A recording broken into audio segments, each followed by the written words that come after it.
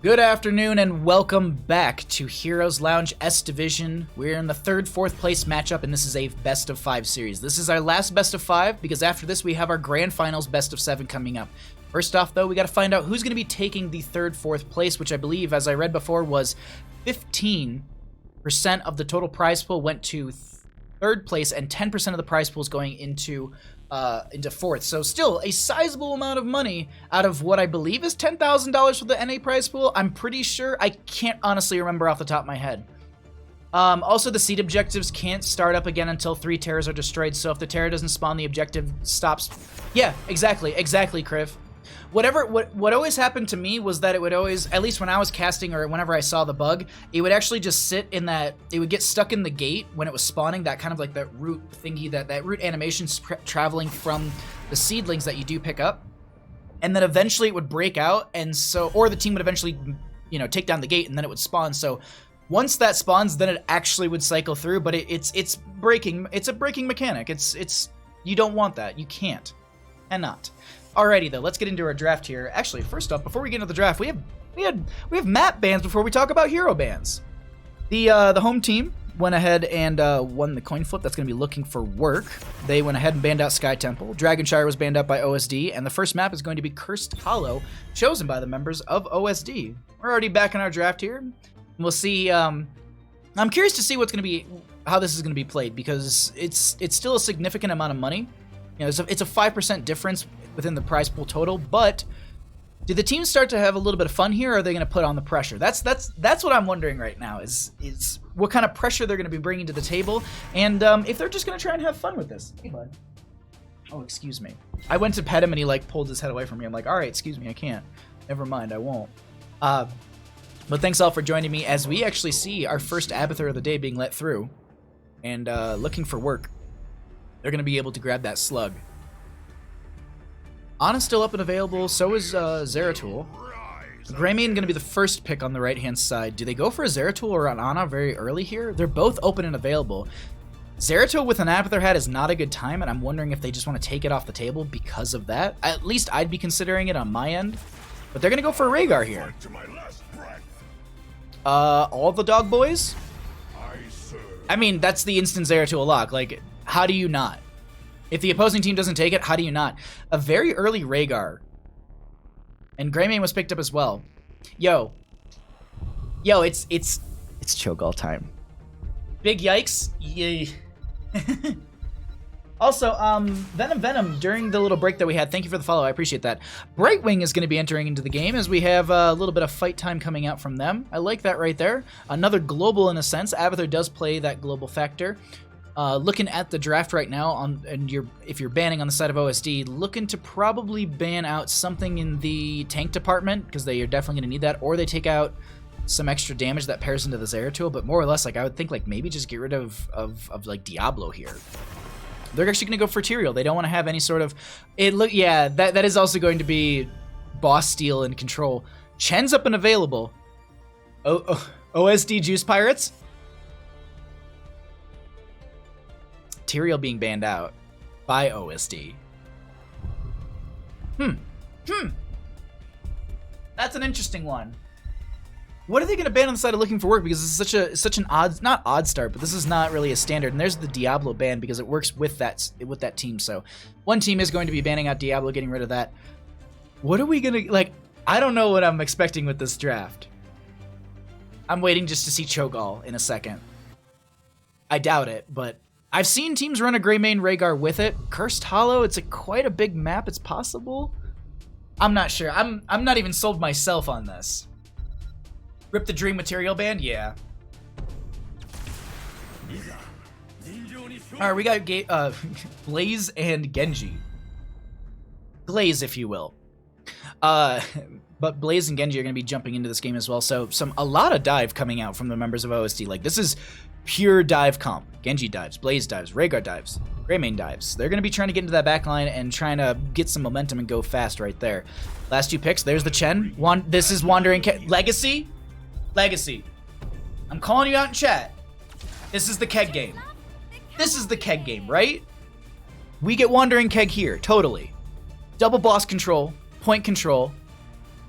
There's nothing like If anything, Tracer benefits from that because she can move around with the keg and work with it. And then what do we get for our last pick here? They could go for a more main, like something a little bit more in the tanky range to follow up into. The light abandons no man. Main tank Uther. Okay. It's possible. Yes, Legacy. Give this to me. Yes. Frank Lucas, thanks for coming by. Just that. Chen main tank? I'm gonna go with Brightwing main tank. No, this is exciting. Fury, who actually plays the main tank, if they don't swap, which it doesn't look like they are, Fury's on that Abathur. So it's main tank Abathur. If we're going by what character or what players on what hero, Fury is typically the main tank. That's main tank Abathur. And then on the opposing side, Shot's the main tank typically. That's main tank Uther. Because I'm looking at the names like, I love this. I love this matchup so much. I'm super, super excited about this. Thank you all so much for watching. Thanks for lurking and hanging out. If you haven't followed the channel already, please go ahead and do so. But we're going to go ahead and get ourselves into our third match of the day, our third best of 5. Let's find out who takes the third, fourth place match for the Heroes Lounge S Division, day number 2. The left-hand side, we got Looking for Work. Swabs Magoo going to be on the Chen. We're going to be having droplets on the Zeratul. Casanova will be on the Tracer. Fury will be on that Abathur, and Dark Chimera will be on the Fight Time Brightwing. On the right-hand side, we've got the members of Order of the Sleeping Dragon. Corgi Booty is going to be on the Blaze. Shot will be on that Uther. Treebeard going to be on the Greymane. We have Elhaim going to be on the Rhaegar, and Enigmatic will be on the Genji. What are you waiting for?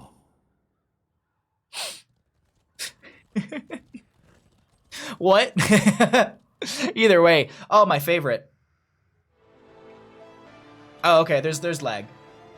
Alrighty. Well, I guess I literally started talking about it right there. But while we have this little bit of a pause, let me just go ahead and. Are you sure it's not your cats? Yeah, of course.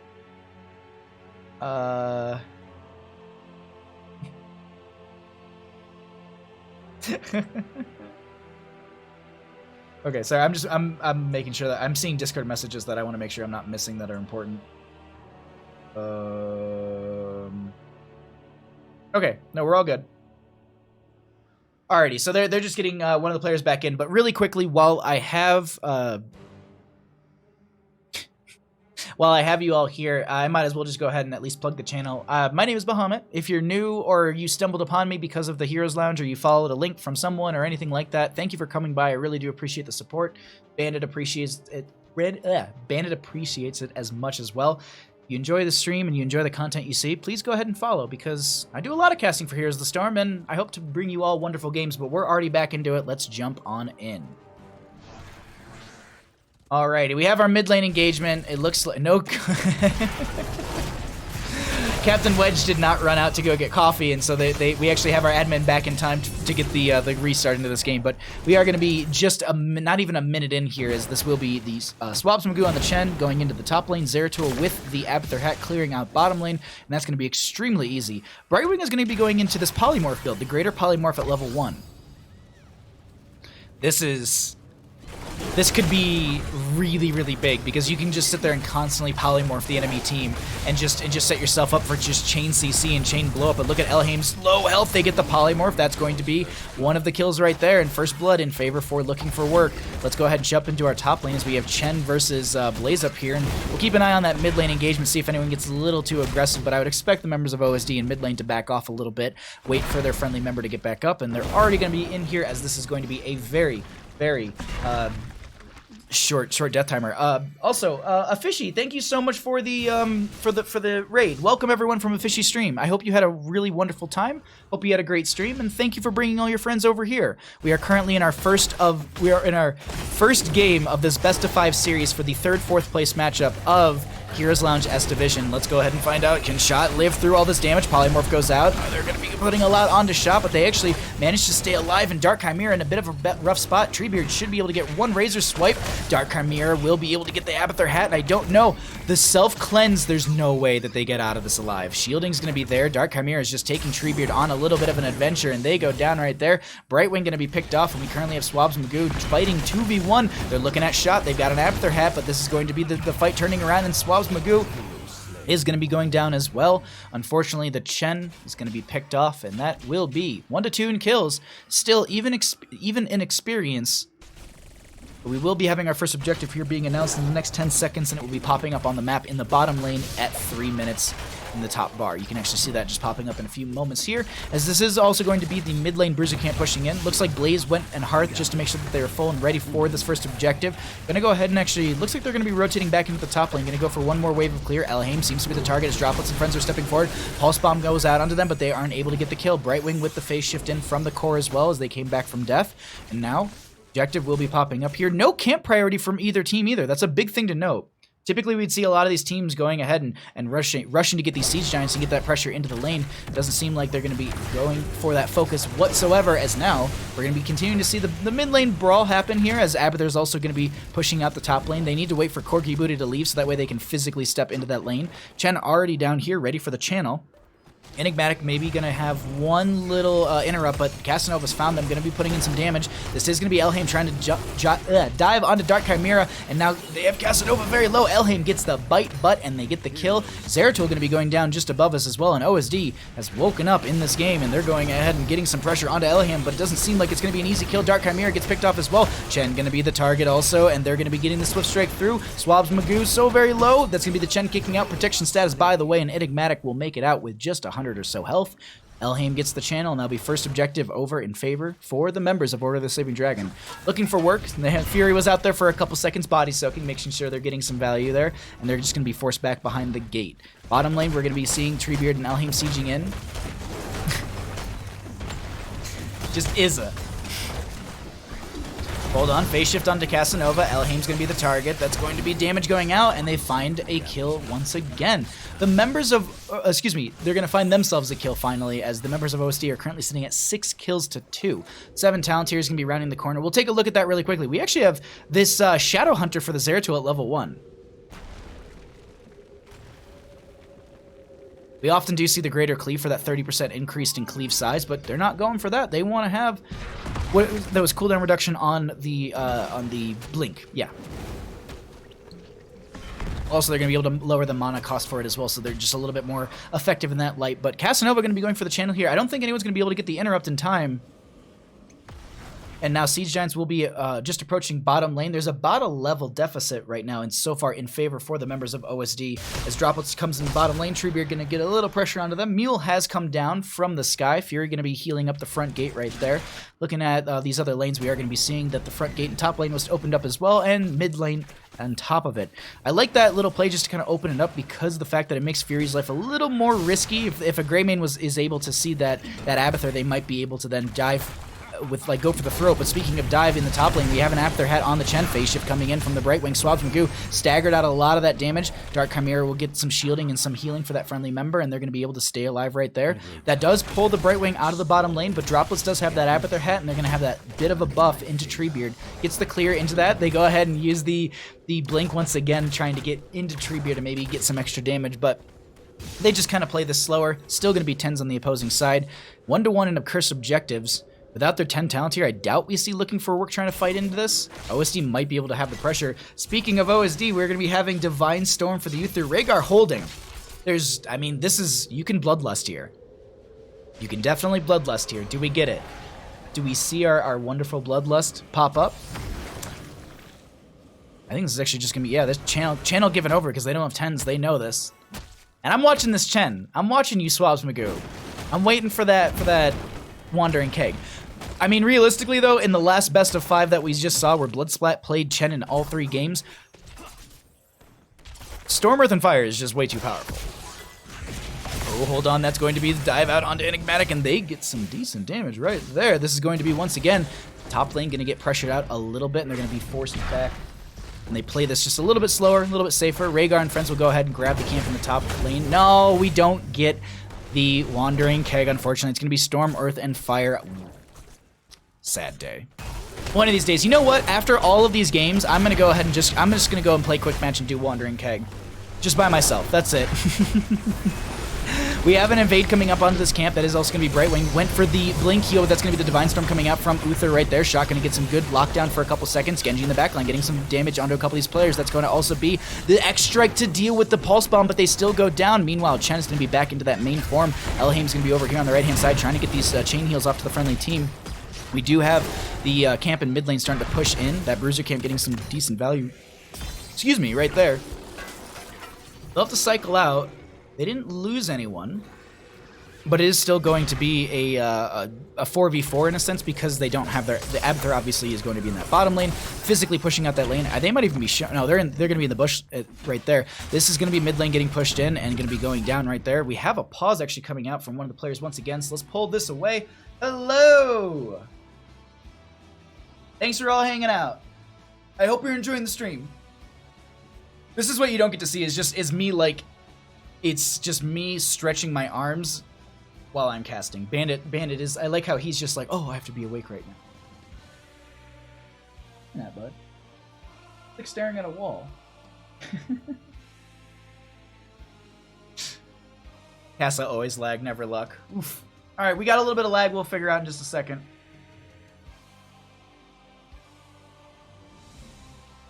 Oh, we already have the R's. Cool. Well, thanks for being here. I was hoping for higher damage tanked numbers from Abba so far. Hey, Savage Gopher, how you doing? Oh my god, please. Please! Please, Savage Gopher! Thanks for coming back. Thanks for coming by, bud. Let's get back into the game. Alrighty. 11 to 11 in levels, 3 to 6 in kills. Dark Chimera going for the channel right there. Does actually stop it.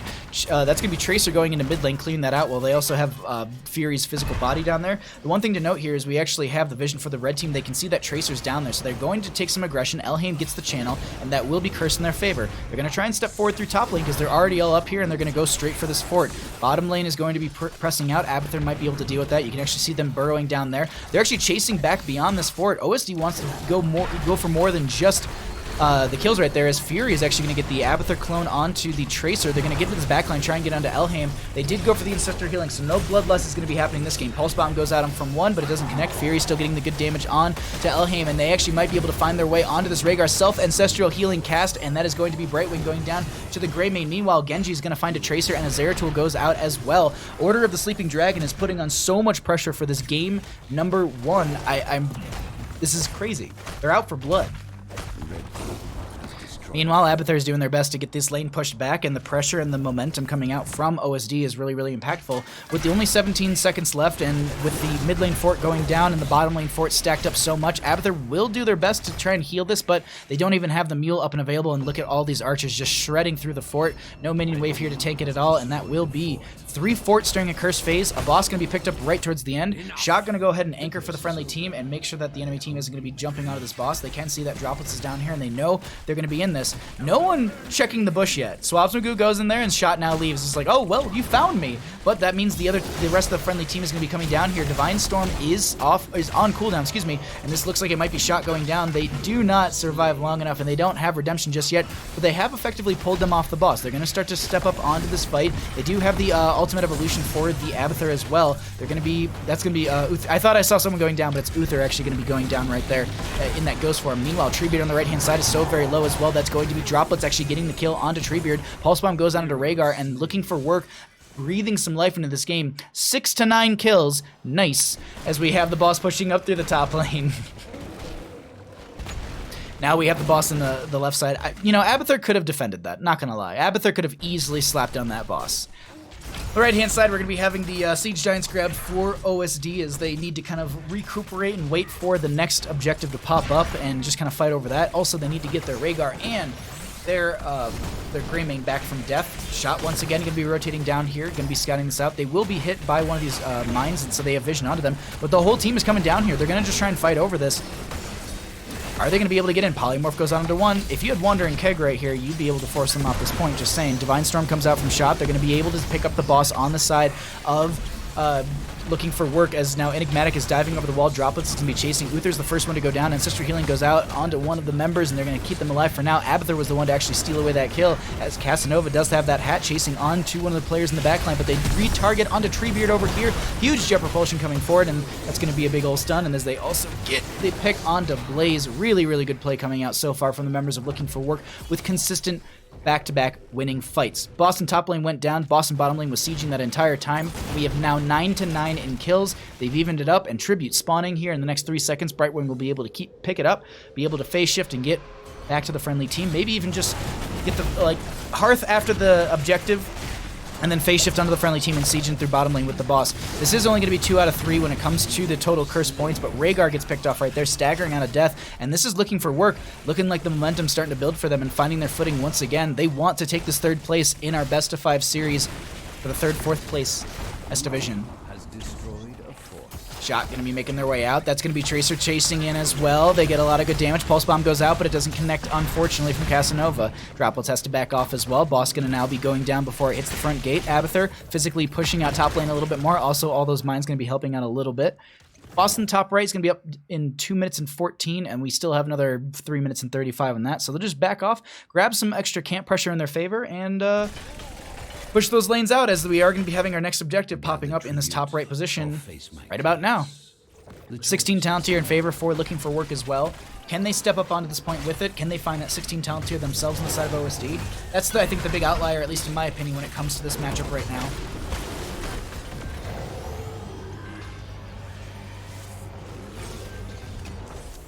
Alrighty. Sorry, I just had to chug some water. Whew. Alrighty.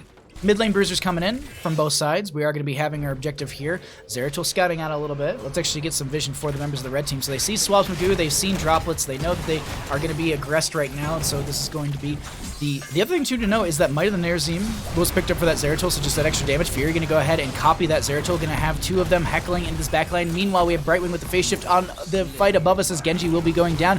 The Storm, Earth, and Fire was popped by Chen right there as they're going to be chasing further into this Treebeard, going to be that target. And it looks like they're going to be able to get the Ancestral Healing. Now they're going to turn around, and that's going to be a huge jet propulsion from the Blaze. Nice follow-up Divine Storm from the Uther as well, and they get the pickup onto that Zeratul and the Brightwing. Swabs Magoo trying to make their way out. Looks like they kick over the wall. 1 auto, can they make it? Unfortunately not. And I think they've managed to deny the curse here. Wait, actually Casanova's still over here, and that was going to be them going down, trying to get some value there. So a turnaround in this fight. 3-1 trade in favor for the members of OSD. And I gotta say, this is such a back and forth series already. I'm loving this. This is such a good back and forth between these two teams. But we're gonna continue to see pressure coming out through the mid lane. Well, it's actually gonna be cleared out. Genji and Rhaegar gonna be in this bottom. We'll be pushing this out as well. Gonna be going ahead and grabbing the I no joke for a second thought I was like, wait, is Abathur getting this? And I was like, oh, it's already finished out. Like, I mean, technically I think Abathur could, because you could dodge those stones being thrown, right? Hunter, how you doing? Thanks for coming by. Alrighty, Tracer gonna be back up and available now. Everyone off, I guess, death cooldowns, as we do have the boss up in the top right. Boss in the bottom left, I think, is about a minute behind. Genji trying to dive out. Droplets is going to go ahead and get Hat. Casanova coming in here. They're going to continue to make this fight happen. Brightwing with the phase shift in. They also do have that peekaboo for the friendly members, and now they're going to be trying to chase into the enemy team. Fury did pop the extra, the clone onto Tracer as they're making their way out of this. Slow's going to be coming out from Blaze, and Fury might have accidentally popped that Tracer a little too early as they're trying to get value with this, trying to step up further and also charge up that Pulse Bomb so they can maybe have the double Pulse Bomb potential, but no. Only at 32%, the Fury clone will be going down. They're just going to get a little damage in their recall, and it's over. As they themselves, as Abathur, probably need to go into this bottom lane, make sure that Siege Giant doesn't get pushed in, and I think, are they just going to back off and go for wave clear? I guess without the clone, are they a little worried that they can't do this? Okay, they have at least one stall. Let's actually pull away the talents really quickly. So Abathur is in bottom, physically pushing that back. They have one more interrupt. That's going to be, okay, Brightwing. Dark Chimera has it. Elhaim once again going for the channel. Another one from Droplets who dives in, gets a little burst. Enigmatic's looking for an angle on this backline. Chen kicks out. Elhaim once again going for the channel. Enigmatic has to dive out really, really far right there. Swabs Magoo with the hat from the Abathur. Going to get some extra healing. 3 years later, Abathur is still swiping at a Siege Giant. Yeah, exactly. Oh my god, Day, how you doing? Thanks for coming by. I hope your trip's been really good. I hope you and Trinity made it to your new house safely. And I hope you're all set up and ready to play games. 18 to 18 in levels, 11 to 12 in kills. Top lane has some pressure mounting. This is the channel going out, and they have to give it over. As all that was happening, Abathur was just, I think, struggling to deal with all the pressure that's coming in through these lanes. And this is starting to look a little shaky for looking for work. OSD has been pretty strong throughout this entire game, and look at this dive onto Swab from Goo. There's nothing that they can do. Look at all that stagger coming out as well. They're going to try and kick through the pain, but they go down. Chen out of this, and with that, I would expect OSD to maybe try and push in through a lane, maybe back off and go for boss. Yeah, that's going to be the call right now. They might be able to double boss here. Abathur did throw a mine right there, so they do know that the enemy team's on that. Tribute actually ended.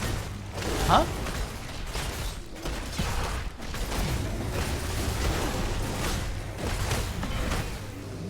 Me confused. Boss is going to be picked up in the bottom lane as well.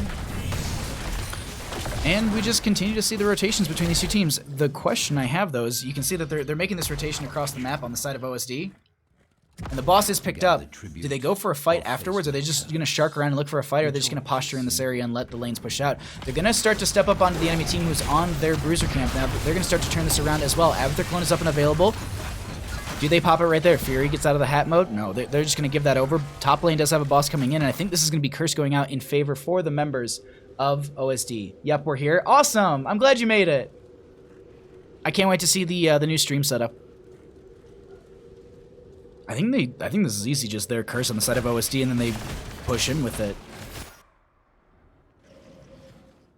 And you can see Shots trying to delay this out as long as possible.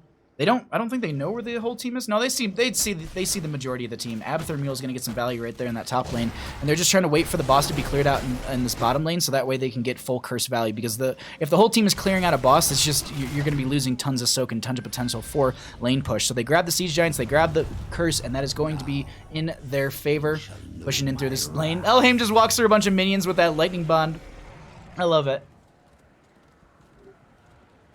Let's see what we get here. Moving on through the bot. Are they going to go straight? Are they going to run it down bottom? Chen's showing in. Chen might be showing in top. No, Chen. They don't even know. So they're going to be stepping up into this bottom lane. Same thing. Let's look at the vision on the opposing side right now. Is they don't know where a couple members are, but actually no. That Blaze just getting scouted out right there. It's going to be perfect. Let's also take a peek at what our 20 talent tier is going to be looking like. We have that Hive Mind from the Abathur, which is to be expected to get that double hat potential out as well. We actually also have the upgrade for the Storm, Earth, and Fire, the Elemental Conduit. I like that one. Get Stuffed, as I learned yesterday, is the standard for Tracer right there. Maybe I've just never seen a Tracer actually pull it off, where they actually do it consistently like I was seeing it. Regardless, we also have the something weapon, I can't remember, Living Weapon for the Genji, and it's going to be cooldown reduction on the X strikes they get per hero. Rewind for that Rhaegar as well, I like that. Divine Hurricane for the Uther, hello? Wow. Rewind over Storm Shield, interesting. Most high players take Rewind. On Rhaegar? I can't remember what, I don't cast enough Rhaegar to remember properly. I feel like I always see Storm Shield, but hey. It's just you can continue to drop out lightning bonds and stuff like that, and also totems. Let's see what they're able to do in this bottom lane push. The Curse is going to be going over at this point, and still 20 to 20. They didn't take a keep. Abathur Hat going to get some value right there. That Hive Mind is going to be really, really strong as well. As noted before, it's going to be able to latch onto two heroes as well, as long as they're in a specific range of each other. Symbiote, there we go, not the Hat. And they're holding this bottom lane push very well. They've got a wave coming in here. Abathur's still doing their best to heal up that top lane, and they're going to try and force into this a little bit. Chen just going to drink, and I think they've managed to disengage. For a first game, both these teams are playing, I wouldn't say safe, but I think they're very, very aware of what plays they're trying to make, rather than just trying to take some riskier plays. This is, as I said, third, fourth place match for the Heroes Lounge S Division. It is a best of 5, so it's not like if you lose this game, you're out. You've taken fourth place and GGs. That's it. No, we got time. I like Shield, but Rewind is powerful if you use it properly. Okay, I like that. Storm Shield is pretty standard. Not necessary. I take Storm Shield, but maybe not. I'm not high level. Divine Hurricane coming out right there. Living Weapon from the Genji. Brightwing will be picked off, and now they're looking to get onto Casanova. Enigmatic going to be diving up further. That's going to be them just taking them on a bit of an adventure right there. Looks like Tracer wanted to pretend to be Lily for a bit, and this is going to be Droplets and Corgi Booty just kind of going back and forth. Well, with the Abathur, with the Symbiote, oh my god, the jukes coming out from Droplets right there. That's going to be the Swabs Magoo coming down here as well, and Corgi Booty stepping up further. I thought that Droplets might be able to just take that, and nope. And now with the 2 kills that they just got onto the Tracer and the Brightwing, they're going to be moving in through bottom lane. Mule going to be healing up this fort. Just the contest between the Oil Slick and as well as the Mule healing is so great. But they go ahead and take down this bottom lane keep. Can they take the game? Seems like they just wanted the keep and they're going to back off. Oh my god. Sorry, I was looking at the minimap. So what happened is Abathur made a clone of a hero, Fury right there. And when that happens, Abathur disappears off the map. They become that hero. When they pop back up, can Genji get out of this? Yeah, no. When they pop back up, they pop up in the exact same spot. So literally, Genji was trying to get Fury right there, and they don't find it. Brightwing is going to go ahead and get the phase shift in. Look at this bottom lane pressure. Top lane pressure coming in as well. Mule will be dropped on top lane to kind of mitigate some of that damage. Tribute once again going to be... Actually, no, they're going to be stealing this away on the side of looking for work. They themselves pick up a curse, and they're also going to be able to push out these waves a little bit. Can they potentially end?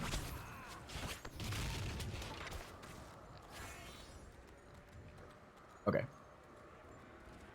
I just want to make sure I wasn't missing anything important in Twitch chat. It's just Fury slugging around. It seems like they're unsure of what they want. Are they? Maybe they were trying to chase a fight or something? I think more or less. I don't know. Like, was this just a denial phase from OSD? Top lane fort's going to be pressured up. They're going to go ahead and grab their own boss. Doesn't seem like they care too much about this tribute. Abba hurting. Excuse me, Abba hunting. There we go. I can totally read, I swear. Boss is picked up in top. Top lane fort going to be going down to the minions right there. And they're actually going to steal this away. Genji does scout it out as well. I actually get the vision for Genji because they had those shurikens. So they do know that they're over here.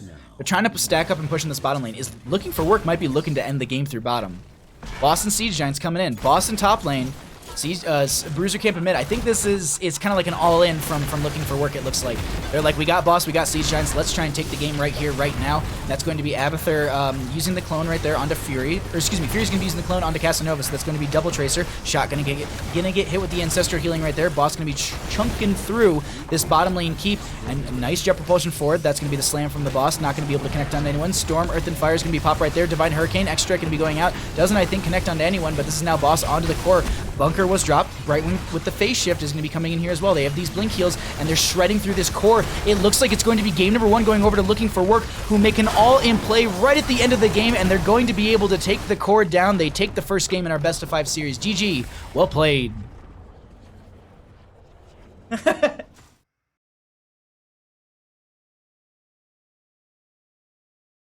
Thank you for the pog. I love the pog slide. Thank you so much, Day.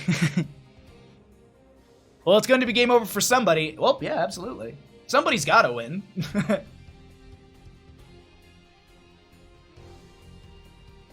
What a great game. What a wasted curse, holy crap. Well, maybe it wasn't a wasted curse. Seems like they won with that. Yeah, that happened. That was a good game. I actually agree. I think that was a very good game. I like the back and forth between the two teams. We had a lot of good brawling between the two of them. It was 12 to 16 in kills.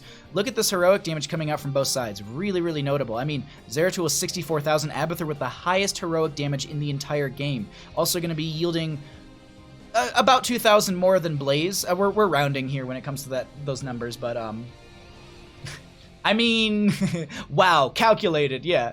They could have done Boss and Siege without Curse. Yeah, that's true, but I think the Curse also kind of pushed out the waves in their favor, and they had like top lane pressure coming through, and so more or less it also gave them the ability to kind of force the enemy team back. It didn't seem like OSD cared about the Curse, but at least in my mind, when I'd be doing that, I would think that you grab the Curse, the enemy team would try and prioritize cleaning up the waves. They themselves grab Boss and were like, cool, we'll have some top lane pressure, and then we'll deal with what comes into us because the waves are kind of pushed back a little bit, but either way.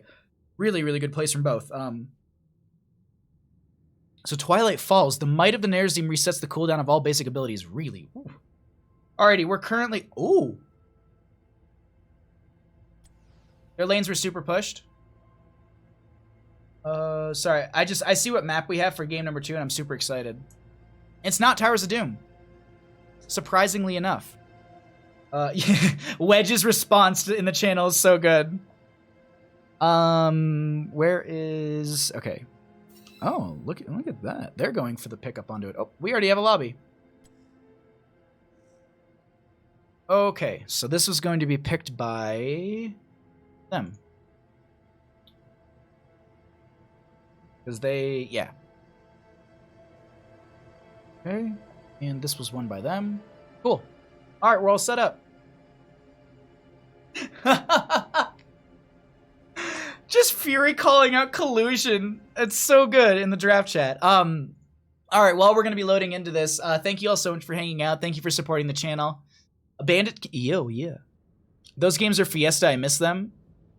I'm sad that there's no Braxis. Yeah, I agree. Granted, if you want to see some Braxis play, there's definitely a way to do that. By following this channel, I do a lot of casting for different leagues, and different leagues have different map pools. One of them, for example, the Nexus Gaming Series, has Braxis holdout in their map pool, and we have actually seen it. Not yet this season. Now, there's actually, I think there's 1 or 2 teams that have actually picked it up. I think I've had it on stream. I'm like 90% sure we've got 1 or 2 Braxis games in. But on the note of this stream, if you are enjoying yourself, you enjoy the content that I'm producing and what you're seeing, please go ahead and hit the follow button. If you'd like to support the channel in any other way, shape, or form, thank you. I really do appreciate it. Any sort of support that goes into this channel goes directly back into the channel, or it goes into Bandit. For example, last night, there was so much support that I instantly bought a Bark Box, and that's going to be shipped out here. We should have that here by like Monday or Tuesday. So we'll probably do like a Bark Box stream right before we do a cast next week. So if you enjoy this content and you enjoy seeing Bandit, go ahead and hit that follow button. Speaking of Bandit, if any of you didn't know this, you have convinced me. I think it was just all the support yesterday. I was like, you know what? That's a fair trade. I went ahead and made Bandit a Twitter. If you want to follow him on Twitter, please go ahead and do so. He's adorable. He's mostly posting photos of himself. He's very narcissistic on his Twitter. He might, oh my God, collusion responding to the beat. I love it. Remix TV. Thank you so much for the follow. I appreciate that. Unbarkboxing stream. Yes. But yeah, we have a cool one coming in. I'm super, super excited about it. Yeah, no. And then actually, Tatsuki pointed it out to me, but there's a referral code program, so I'm going to try and see if I can get him signed up for that, and then we'll maybe have some of those. But I think what we'll do is, oh, I should probably let them know that I'm ready. We'll probably do, if we have time in between this game and the grand finals, we'll maybe do like a giveaway or something like that. But either way, we are set up for our game number 2. We already know the map. We're getting the readies. I'm literally drinking an A&W right now. Oh, God. You know what's really funny is, like, last night I went over to my neighbors, and they were all actually drinking, like, that not your dad's root beer, the alcoholic root beer, and I was like, oh, my God, I want A&W so bad. But we got a draft. Let's get into it.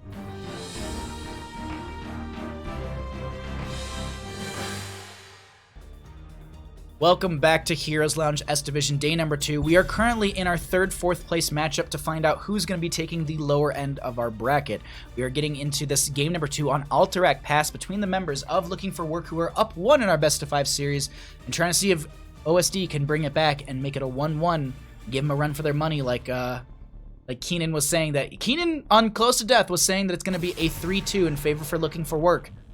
Can OSD start that reverse sweep, or do we see another game going over for Looking for Work? Speaking of maps, really quickly, let's jump over to our little map tool, as there were some maps that map bans that did happen. I swear I know how to talk. Looking for Work, it won the coin flip, so they had first pick priority in that first game. They banned out Sky Temple. Dragonshire is going to be banned out by the members of OSD, as they are the only team, I think, who did not want to play on that map. Like, we've had one best of 5 series this entire 2-day event that didn't start with Dragonshire. Actually, this will, I guess, will be the same. Will be the second one. There we go. Cursed Hollow will be the first map chosen by the members of OSD and lost by them. And so they opted for first pick for game number 2, and Looking for Work said, cool, let's just go to Alterac Pass. It's not banned out, and I can hear the bans flying. I can hear that people are getting chosen. Let's actually get back into the draft as we have a Nubrak and Abathur being banned out by the members of Looking for Work, so they don't want that Abathur once again. Also, they had first pick priority on the side of OSD, and they don't want to give that Abathur over to them. Zeratul and Maiev will be banned out because we saw the Zeratul play from last game, and it's just not something you want to deal with. We do have a Sylvanas on the right-hand side who was picked up. Push pressure from her on this map is extremely powerful. Excuse me. As well as the Mercenary Queen just buffs out that Null Camp through mid lane very, very well. An early 1-2 pickup onto the main tank Uther with an Ana for support. So we have seen Looking for Work run this composition quite a few times, and it's been pretty dominant throughout.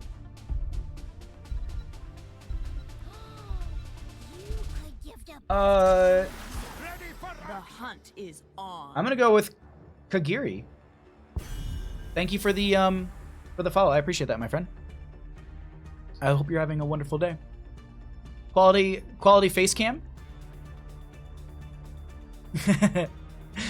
It's a Brio. It's the only webcam that I know that actually does 1080p 60. So if you yourself want a webcam that does 1080 60 and you don't want to buy a cam link, that's the jam. Logitech Brio. And then the Bandit cam is my old C922, which eventually when I probably do upgrade to a cam link, I'll just swap over my Brio so that Bandit can be in 1080 60 in pure smoothness and just all that beauty. Lunara versus double support. So the one thing I will point out here, if anyone might be a little unfamiliar with some of the teams, Enigmatic is probably one of the top Lunara players in North America. Like, they have got so many games on Lunara, so them getting it is a very big comfort pick. Shot going to be on that Muradin as well. Dehaka was banned out as they don't want to deal with any sort of global in that right, and then Illidan's going to be banned out on the right-hand side because they just don't want to deal with his aggression, his sustained damage. But speaking of sustained damage and a nuisance, that's going to be the Samuro being picked up by the members of Looking for Work, and now they also have a Phoenix on top of that. I like what we're seeing so far. The question is it going to be Purification Salvo or Planet Cracker? I would expect this to probably be a Salvo, just because of the value that it brings to the table, and just the AoE, or the massive swipe that you can get with it.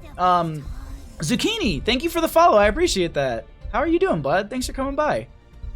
Last two picks are going to be the Deckard Cain, so we're going to be seeing Elhaim go back to the comfort on that, but we are going to be seeing one global coming out. Falstead will be coming into this game, and I'm going to be throwing out some hammerings here or there. Baha, you're an actual man for how much you've been casting this weekend. Appreciate it. Thank you, Ektar. Yesterday, the stream, I think, totaled right around 9 hours and like 30-some minutes. And then today, we're about to round 4 hours. And we're in our third best of 5. And then we have a best of 7 after this best of 5. So we probably got a solid 3-4 more hours of games coming at you. So if you yourself are sitting at home and you're like, man, that many more games? That many more hours? You better order a pizza. That's been like my PSA all weekend, is just go order a pizza. 3 backline.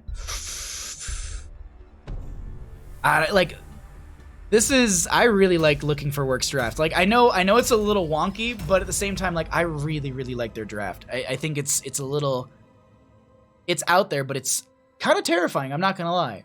The one thing I also do like coming out from OSD is going to be the Falstead Lunara. I think that's going to be Falstead bringing a lot of good control to the fight if they do go into that Mighty Gust. I would expect them to be doing so. And then also Lunara. Enigmatic on Lunara is just a really strong duo, or I guess hero being played by said player. So also someone order Baja Pizza. I'm going to be getting me some Taco Bell. This is a Storm League draft. Ooh, well, let's see if we get it. Poppin' Fresh, you tricked me to order pizza yesterday. I thought about it ahead today, started Crockpot Chicken. Oh! Poppin' Fresh, my heart, chicken tacos. Yeah, no, I'm doing tacos, burritos, everything after this, but we got a game. Let's focus in on that. Uther Tank, Pog Slide, yep. Looking for Work on the left-hand side, going to be up 1 game in our best of 5 series. Swabs Magoo going to be on the Genji. Droplets is going to be on the Phoenix. Casanova going to be on the Samuro. Dark Chimera going to be on the Ana, and Fury will be on the main tank, Uther. On the right-hand side, we've got the members of OSD trying to break out into this best of 5 series, trying to get a game themselves. We've got Enigmatic on the Lunara. Elhaim's going to be on the Deckard Cain. Corgi Booty will be on the Falstead. Treebeard on the Sylvanas. And Shot is going to be on your Muradin. Let's go ahead and check out our level 1s as we pretty much get the standard at level 1, the Way of the Blade, because that armor reduction. 10 armor reduction for 2 seconds. that is, you like, the early game blow up potential from that can be devastating, and as the game progresses, it's a very big tool as well. But that's going to be Swabs Magoo stepping forward as well. We also do, oh, they're trying to dodge all that damage, and that's going to be first blood of the game going over to the members of OSD. We already have Casanova just jumping into the bottom lane. To note as well, we also do have the Falstad going into the Wingman, so that will be their questing talent, or not the questing talent, their bribe talent. There we go. I was like, it's not Merklord. I can't think of the other name. Mercenary Queen should be picked up by the Sylvanas. Now, the one thing I always highlight on this map, and this is something, since we haven't had this map whatsoever in our current, in any of the days so far, and actually even Wedge was like cheering for it, and our admin was cheering for it. These camps right here, these siege camps or these null camps, however you want to call them, they spawn at the 1 minute mark. The total timer on them is 1 minute and 30 seconds. So the main goal that you want to, I apologize that I missed that. Phoenix is going to be going down in top lane as well. The main goal that you want to do is you want to grab them as quickly as possible. You want to try and get them before the 1 minute 30 mark, because of the fact that you can then get him once again 130 later. I know I'm not explaining this very good. Sorry, I'm just trying to watch the minimap and also jump around a bunch. But the whole reason why you want to get it as early as possible is because then it respawns right before the objective or right at the objective. You can then cycle out, grab that null camp, push it into mid lane, much like how you grab the Shaman camp on Battlefield of Eternity or Infernal Shrines right as the Immortal pops up, so that way you're creating mid lane pressure. You force the enemy team out of the lane potentially, or out of the objective area, and force them into that lane. You see them there, and then you step forward, droplets. It's gonna go ahead and get the blink out right there. That's gonna be a nice. Oh, that was a little bit closer right there, as we do currently have Dark Chimera just putting in some healing to the friendly team. They're gonna keep them alive. These null camps are just gonna be pretty much mitigated through mid. We do have Sylvanas actually going to possession at level 4, not going for the Merc Queen, and Corgi booting, needing to Hearth in top lane as Fury putting on that pressure as that main tank Uther in top. Look at Genji. Oh, Swabs Magoo almost finding themselves a little bit of a backline pick onto that Falstad, but they end up backing out before the Falstad really. They back out after Falstad already gets the Hearth home. Wandering Keg? Oh wait, sorry. Yeah, no Wandering Keg. I know. Not even Chen in this game. Hello, Bahamut. Good to see you again today, buddy. Hey, Arrow, how you doing? Bahamut blast at Taco Bell. Yo, real Cookie Man, you know it. All right, lads and lasses. Open Dad, thanks for coming by. Enigmatic a little bit low here. Let's actually get vision for these teams, because I don't think it's something I've set up just yet. No, we haven't. All right, let's look at the vision for the members of OSD right now. They're going to go ahead and grab the siege camp. This is exactly what I was talking about. You can see this is popping up. Samuro doing the same thing on the left-hand side, so no one actually going for the objective just yet. They're just like, hold on, everybody, don't do it. We got to go ahead and get some camps. We got to get some mid lane pressure, and then we'll go do the objective. They are currently just soaking, and also looking for level 7s too. Falstad's positioning is maybe trying to find themselves. Droplets is not going to be going down just by. There's no like massive burst from Falstad I think that would warrant Phoenix going down, because of the mobility that Phoenix is also bringing to the table here. Falstad does just back off 7 to 6. They should be hitting their 7s fairly soon on the side of looking for work, but this is the null camp coming in here, and they're also going to be getting a little bit of lockdown from Sylvanas. Nice use of the sleep dart, because that's actually going to slow down her her passive, or yeah, her activatable, I guess you could say, or her lockdown for the tower is it's on a timer. So if you sleep dart her, she's just gonna be sitting there, and it's just gonna be burning through that timer. Regardless, camps are gonna be cleared out. We are going to be seeing looks like these waves are just gonna be getting pushed in through mid, and Swabs Magoo backs off, and no one going for the first objective just yet. Still fighting around these lanes, still playing into each other, as Shot is gonna be trying to chase out this Genji, and they back out right there. They're still aggressing into this mid lane. Fury gonna have to back out a little bit, as Sylvanas is just dumping in the damage. Now with Swabs Magoo, a little bit of damage thrown out from Enigmatic, and they're able just to disengage no problem right there. Casanova in bottom lane clearing out, and so I gotta say, it's just it's a slow player on this first objective. No one really going for much just yet. What's up, Bandit Bud? And let's actually cycle through some of the other numbers really quickly. Let's get an idea of what those all look like, because we're currently, I wouldn't say it's like a standstill, but it's definitely a standoff in a sense that no one's really going for the objective. No one really cares for it. Maybe they're waiting for it to get a little bit more value as it scales throughout the game. I'm not sure.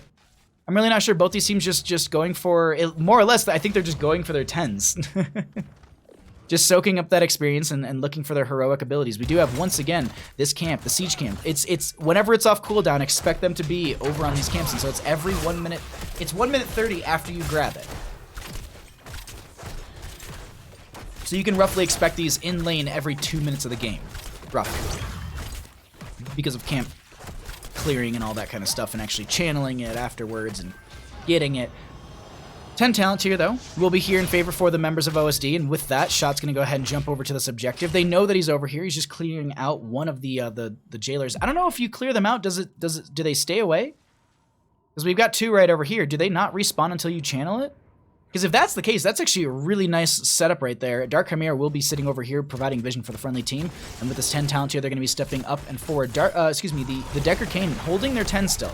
Not sure if they're going to go for the Lornado, if they're going to go for the Stay a While and Listen. But same thing is going to be hit on the left-hand side. They're going to be having their 10s as well. What are we going to be seeing here? Oh my god, Dark Chimera with a lot of damage. The D shield goes out, but it actually goes onto Uther instead of Dark Chimera. That might have been a misclick right there, as Fury is going to go ahead and get the Nano Boost sorted onto them, and that is going to be the Ana going down. Still 0 to 3 in kills. Droplets maybe trying to step forward on Treebeard in the backline. That's going to be Corky Booty with the Gust into the wall. Droplets just backs off, and no one going for the objective as Casanova jumping around on the Samuro did go onto the Mirror Illusion, so the Illusion Master, so they're going to be able to jump around to those different clones of Samura, but the death timers are pretty low, and Ana's already back. They're going to try and stagger out of death onto Fury. Stay a while and Listen comes out, and that's going to be the follow-up. Fury maybe a little bit too low. They will go down. That's also going to be the Leaping Strikes on the Joplets, who ends up going down as well. Phoenix out. And that's also Uther with some Ghost Heals as Casanova's trying to step forward on this enemy team. They no longer have Ghost Heals, and there's the Danger Ping onto Enigmatic. I think they're trying to turn around and go for him, but there's also a channel breaking out. Oh, that's going to be a nice leap going out from Enigmatic, and it seems like the members of OSD have found their footing in this game number 2 and are starting to build some momentum for themselves, as this is going to be 0 to 5 in kills and the 10 to 11 in levels with a solid level lead in their favor. Objective is just going to be, they're going to back off, so they go ahead and they stop it at 13.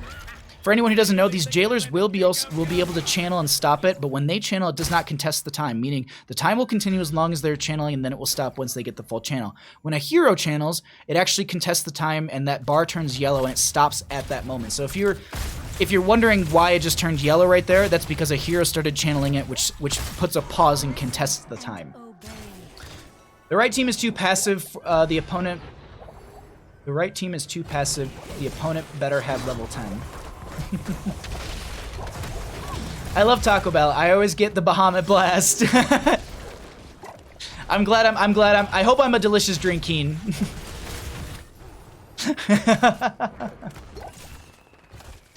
But Treebeard here is just going to go ahead and take out these jailers once again. So I think exactly that. Until it's being channeled, if you take out the jailers, they won't respawn, so that allows you to then just go in at one point and sneak away on the channel. We do have these shamans coming in through this mid lane, so that's be Sylvanas just making sure that they're not going to get too much value here. She'll use the possession, and that will change their focus, and I really like the use right there. So what happened is she used possession, stole the minions, and now the towers focus on those, and the gnolls are going to be focusing on the minions.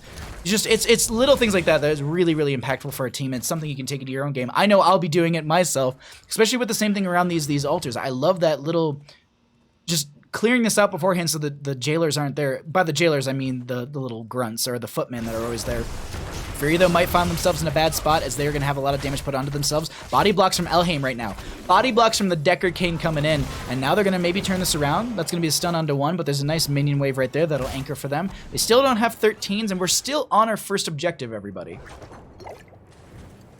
I just tagged you on my Twitter with my setup. Oh, awesome! I'm excited to see it. I can't wait. Thank you so much, Day. Are they able to stop this on the side of looking for work? Fury going for the counter channel. Enigmatic has one poke. That's going to be the Banshees forward as well. Can they stop this? Look at Swabsma go in the backline. They still don't have their 16s or their 13 talent tier, and that will be a first objective in favor for OSD. Almost 10 minutes into this game. Now they're going to turn the fight around. That's going to be Stay a While and Listen coming out onto Uther, who's going to be doing their best to just try and heal through all of that. Divine Shield comes out. Purification Salve onto quite a few. A lot of them are really low. Enigmatic is going to be going down, but so will be Dark Chimera. That's going to be the Gust or something. I think the Gust just came out? Yeah. Just Swabsma go, oh my god, but the Gust ends up pushing them back into the enemy team. Swabsma goes so very low, they're going to get some healing, and they get one Swift Strike out. Droplets is going to be going down as well, so they trade out 3 for 2. And Casanova trying to make their way out of here, but here's the thing, there's an objective pushing in through these lanes. We're 10-time bongo catting, absolutely. I will, if that's what you're, for the picture, if that's what you're referring to, I definitely will picture you bongo catting. I love that. Like, that's such a, I need to have something like that for my stream, but Swabs is going to get chased right here. Corgi Booty should be able to get this kill with just the, oh, the slows, no? Swift Strike? They make it out. But here's the thing, Objective is still pushing into the lanes, and let's see what kind of value they're going to get with this. Bottom lane is going to be going down before it gets a ton of value, but the wave is pretty stacked out. Top lane gets cleared out by Casanova. Yeah, this bottom lane's going to be saved. I think saving top and bottom is probably... Oh, actually, no. If they didn't come... No, the enemy team came down here and just burning right through it. I was thinking that they would be able to come down there and make the save, but no, it's not happening. The one thing I want to note is being able to save your top and bottom is really impactful because these are both boss lanes. You can see the boss now coming back from the objective ending right there, as well as the boss and bottom is back also. Both of the null camps, or siege camp, however you would like to call it, is going to be up and available for both sides. We could see them break off for those. Samuro going to be throwing these clones around. The big thing to note too, at least on the side for looking for work, while they are down in this game, they scale as a composition fairly well. That 16 talent tier is extremely impactful for them, especially on the Samuro. And not to say the exact same thing on the opposing... Well, not to pull that away from OSD, but it's the exact same thing for them as well. Like, there's a lot of great talents that are picked up right there. Falstad, I believe, gets the... If he goes into the Ares Gust, I think that's what it's called. It's the other talent that looks exactly like this icon, and it's at 16. I can't remember the name of it, but it's more cooldown, so you're able to then just throw out more abilities as long as you're not taking damage, and that's really, really helpful to, one, clear the waves, and also have just more sustained damage as that Falstad. So far, they're going to be trying to open up this top lane a little bit further. We are going to be having a rotation coming out, and looks like Enigmatic's a little bit low. That will be the kind of zone Scroll of Identify right there. Or Scroll of Sealing? I always flip those two. I think it's Scroll of Identify. Scroll of Sealing, I think, is the level 1 questing talent. I hope. I probably have it wrong.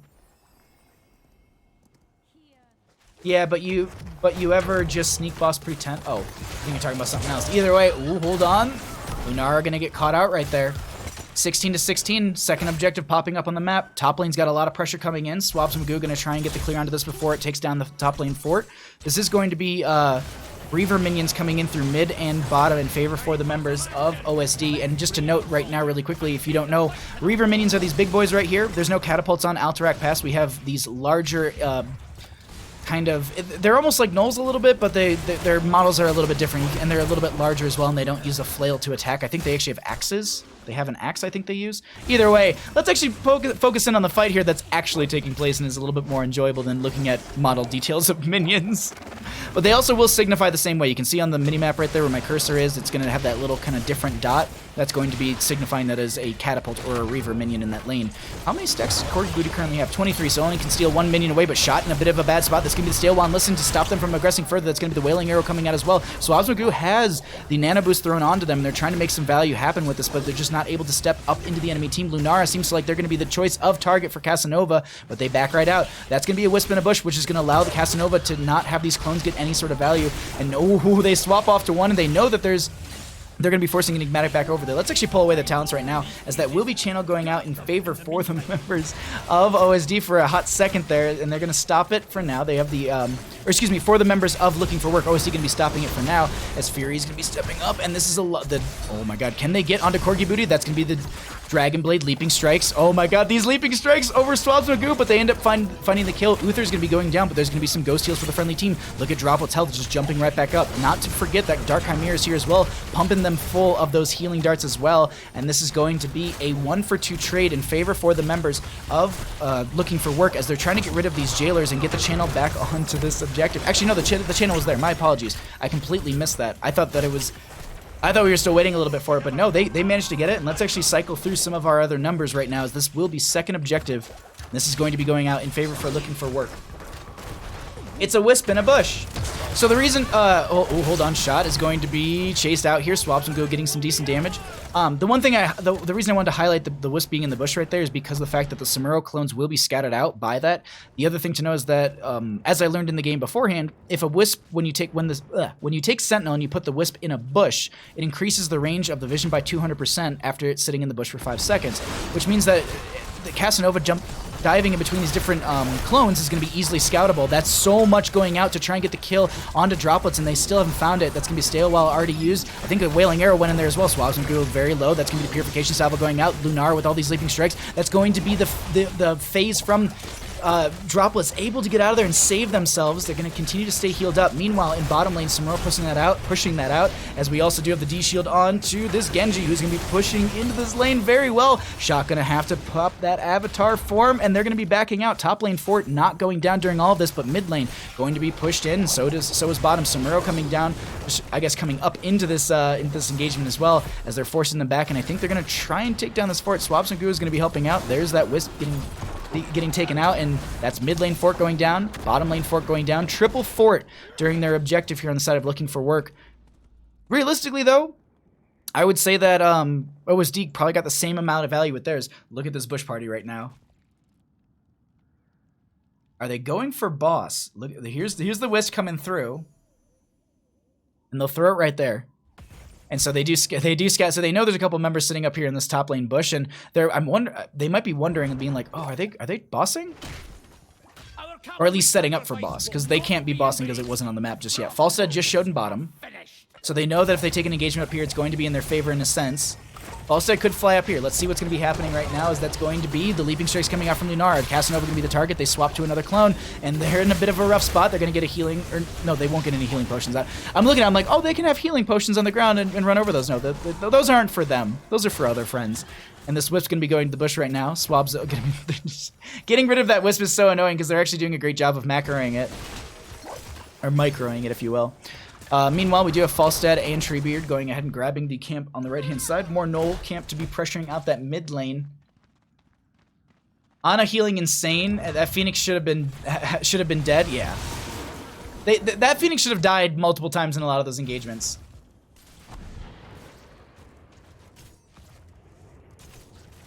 I mean, that's like the whole talent plus the reveal when Bush for a while. Let's take him back. Oh, okay. Either way, more Pog slides in chat. All the Pog slides in chat, please. My favorite. I think right now both these teams are just going to be looking for their 20s. No one going to be trying to play too aggressive into each other. We have another objective popping up here in the bottom lane. And the other thing to note, too, is that these objectives do scale over time in the sense of also how long they need to be channeled. It maxes out at 50 seconds, but the first one's 30, second one's 40, third and beyond. So this third one is going to be 50 seconds. This is as far as it stacks up when it comes to timers, but it's just one of those things to note that you will have to channel a little bit longer. And I wonder, can they see that how many members are in top lane? Because we know that almost everyone's up there, and we're just like, just go rush and go get it. Boss is being checked currently, and I don't think they actually needed to, because the Wisp probably had the vision right there. But let's get the vision for the members of the red team, as it looks like they have to be on the defensive side of this. Top lane Fort will be going down their favor. Samuro actually going to be jumping up onto this Falstad in the top lane. Can they get the pick? Oh, the little itty-bitty flight. They also, don't forget they had the Epic Mount picked up right there, because that was the reason they managed to fly so quickly. And with it being reduced by 40 seconds, that means it's a total of 35 seconds on that flight, because I think it's every global except for Abathur, if I'm not mistaken, is 75 seconds. Falstad barrel roll through to join into the friendly team. Stun goes out onto Uther right there. Shot gonna have to cycle out. That Biotic Grenade gonna reduce some healing. Casanova now stepping up. That's gonna be armor reduction coming out from them as they have that initial strike. Corgi Booty gonna have to get the barrel roll out as well. And this is, okay, Airy Gust, okay. These two talents, I love those together. I usually go into the Gathering Storm just because I like to stack up that hammering, and I can usually do a decent job with that. Leaping Strikes coming out. That's going to be the D-Shield onto the Genji as well. Stay well and listen, slowing a couple members from this engagement. Channel out in favor for the members of Looking for Work as Enigmatic is trying to jump around. Protection, by the way, onto Swabs and Goo, who dives in. Salvo going out, connecting onto 2. This should be the kill onto 1 at least. Elhaim was able to tap the well, and that will be Genji going down. 1 for 2 trade thus far, but Channel was stopped by the jailers that are over here. We are currently going to be seeing them back off and go ahead and try and get the Channel once again. Dark Chimera is going to be, or the friends are going to be trying to tag all these minions while Casanova goes for the Channel. Sleep Dart onto the Murden so they can't step up and get the initial stall onto Casanova right there. Really, really good plays so far from both these teams, as this is going to be the Channel once again in favor for Looking for Work. And I think with the 2 dead, the other members already on this camp that we can see, they're going to go ahead and find themselves a second objective, third one of the game, on the side of Looking for Work. Time to show them The hero kills, like, the experience is so very close. We're looking at like a 2,000 deficit between these two teams.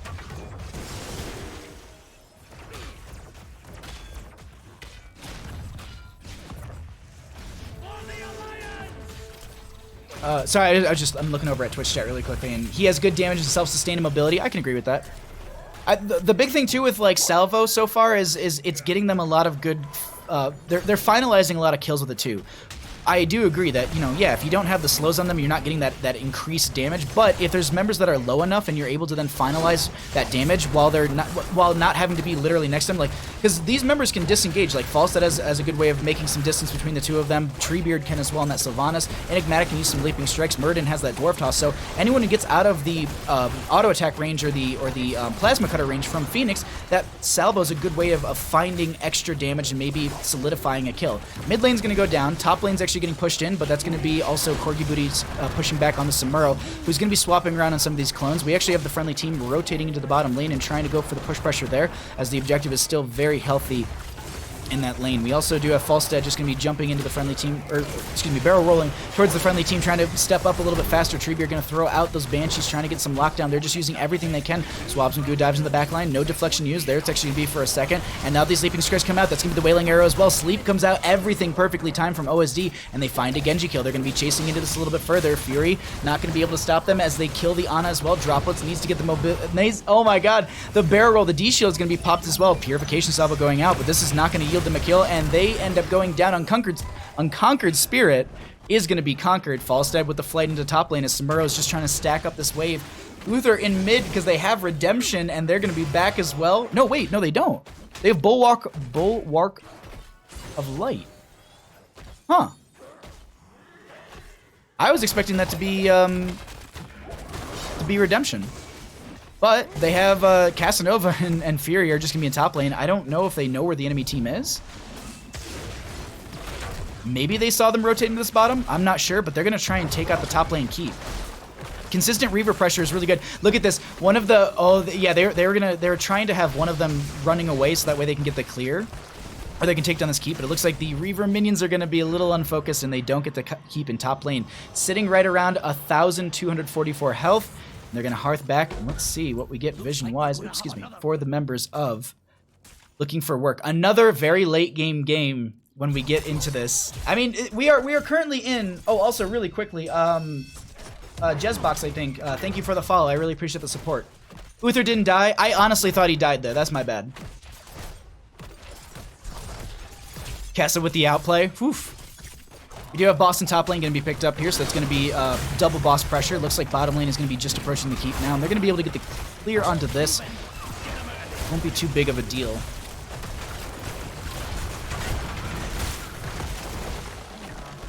And we also do have the Null Camp pushing in through mid lane. Falstad does have the bribe, so they'll go ahead and steal that away. Get that in that lane very quickly, and Boss in top now needs to be responded to. Objective is up and available. How do they play this on the side of Looking for Work? Same question for OSD. They've got a lot of push pressure in the lanes. Who steps forward with this? I think they can see that Droplets is going for the clear. Shock going to be sitting in this bush over here as well. We do have Casanova on that bottom lane. You can see one of the Samuro clones is going to be rotating up to try and help out the friendly team. Also, that way they can continue to push out bottom lane, swap to that clone, and they'll be able to then join into the fray of all this fight. And actually, they're gonna have to change that directional there a little bit because they're just kind of walking into the back line. Boss still gonna be up. They are gonna be swapping over to that mid lane clone. This is a lot of lockdown onto Fury and friends. They're gonna be having so much good damage. This Wailing Arrow coming out from Sylvanas as well. The healing onto Fury itself is so very good. Purification Salvo gonna be going out. Swaps and Goo getting in this back line. Enigmatic so very low. One more swipe confirms the kill. And now they're gonna step forward. That's gonna be protection by the way. And they're looking at Elheim is here as well. And they're trying to get in this back line. They're trying to get this kill onto the Deckard, and they find it right there. Another swift strike through, and now Corgi Booty with the very short flight, but it doesn't matter. They're just mashing that Z as they're trying to get right out of there. Top lane does go down to the boss, but this core should be able to take it down. Droplets did come back as well, so they're going to be able to help out with this clear. And now objective is going to be in favor for the members of OSD. There's going to be 37 seconds on Lunar and 45 on the Deckard Cain. If they can stagger out another death here on the side of Looking for Work, that'll be huge for them. Channel goes forward. Let's see if they're going to be able to pick it up as Core is going to be going ahead and getting a little bit of damage onto that. But if you're new to Alterac Pass, this is a good thing to know. If Core is unattacked, it regenerates its health. So there's no sort of like 60%, you know, oh my god. When you all in this map, you have to all in. I like this play from Swabs Magoo right now. Just gonna go ahead up here.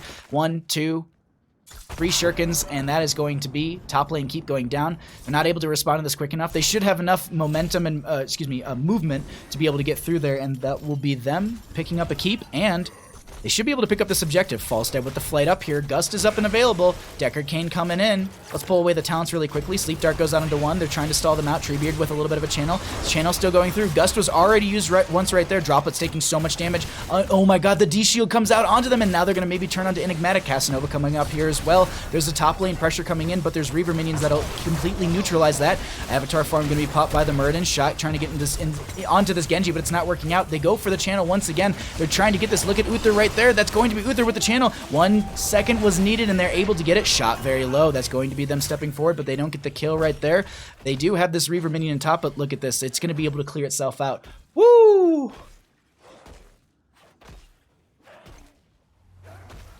For the Stone Pikes!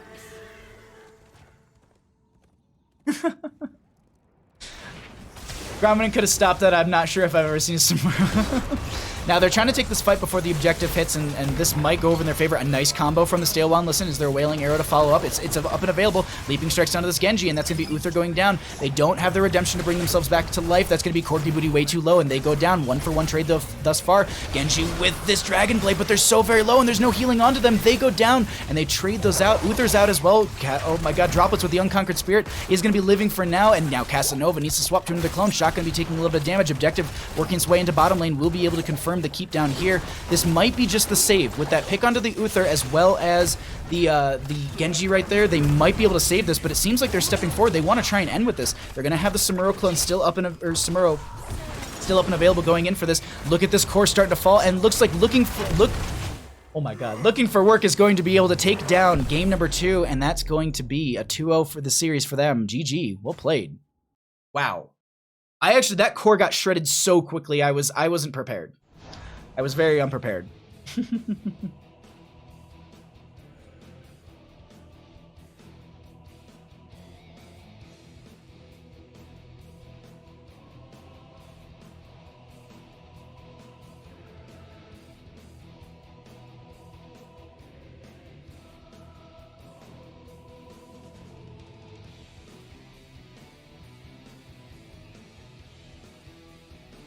Alrighty. Nah, objective OP late game. You're right. We were 27 minutes into that game. I should have known. Samuro is the worst designed hero in the game. I've seen 5-man team whites right as it capped the objective itself, and the objective itself wins. Fair. 27 minutes and 30 seconds. Like a 27 scaled. Yeah. That's. Yeah. Alrighty, we know our map. We know who wants what.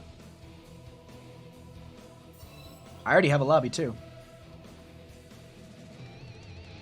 Woo, these teams are just running it right now today.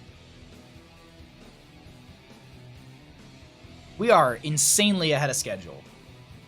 It's technically right now we should have been starting this series 12 minutes ago, is what the schedule would have pertained to. But shout out to Captain Wedge, who's been adminning for us, making sure these teams are all wrangled, making sure the lobbies are all set up, making sure that the teams are communicating what maps they want, what, all that kind of priority. So just shout out to the admin doing all the background hard work so that I can literally just sit here and cast.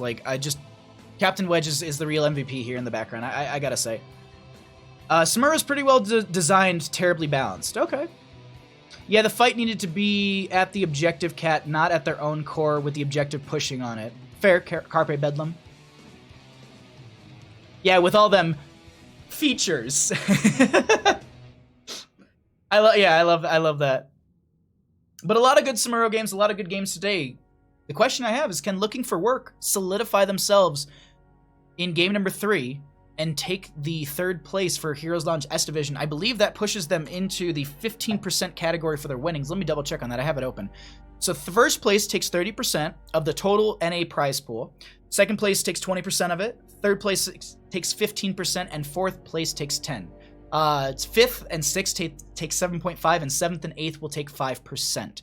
I don't think we actually have a 7th and 8th because I think we only have 6 teams, but regardless, I should actually let the teams know that I am ready to go. We'll give them a spooky worm, and let's get going into our 3rd map, which could potentially decide all that information. And really quickly before we load in, I just want to thank you all for being here, for lurking, for following, for subbing, for hosting, all of that. Thank you for supporting the channel. If you enjoy the content you see and you haven't followed already, please go ahead and do so. I do a lot of casting on this channel. Most of, I'd say, my content is casting. If you actually look through my VODs, I think everything is casting. And if you enjoy these games that I'm casting, I do also cast typically Monday through Thursday, and a lot of it is for other amateur leagues, whether it's Heroes Lounge, Nexus Gaming Series, Bush League, which, come on, Bush League, make another season, because those are always fun. But either way, we got ourselves a draft. Let's jump into it.